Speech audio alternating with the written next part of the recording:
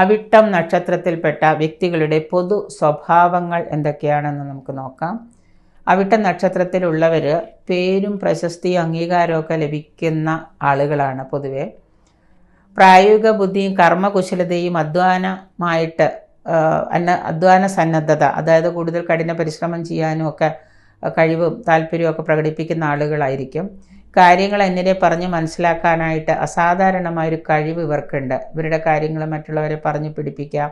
അധ്വാനശീലവും സ്വയാശ്രയ ബുദ്ധിയൊക്കെ കൂടുതലുള്ള ആളുകളാണ് ഈ നക്ഷത്രക്കാർ. ശത്രുക്കളോട് ക്ഷമിക്കാൻ ഇവർക്ക് ബുദ്ധിമുട്ടായിരിക്കും. ശത്രുക്കളാണെന്ന് തോന്നിക്കഴിഞ്ഞാൽ അവരോട് ഇവർ പൊറുക്കാറില്ല. ആരോഗ്യകാര്യത്തിൽ ശ്രദ്ധ കുറവ് കാണിക്കുന്ന ആളുകളാണ്. ധനമോഹം ധാരാളം ഉണ്ട് ഇവർക്ക്. നല്ലോണം പണം വേണം, പണം എങ്ങനെയും നേടണമെന്നൊരു മോഹമുണ്ട് ഇവർക്ക്. മാനുഷിക ബന്ധത്തേക്കാൾ പണത്തിന് മുൻഗണന ലഭിക്കുന്ന ആളുകളാണ് ഈ പറയുന്ന അവിട്ട നക്ഷത്രക്കാർ. അങ്ങനെയുള്ളൊരു സ്വഭാവം കൂടി ഇവർക്കുണ്ട്. വിവാഹത്തിന് സാധാരണ കാലതാമസം വരുന്ന നക്ഷത്രമാണ് അവിട്ട നക്ഷത്രം എന്ന് പറയുന്നത്.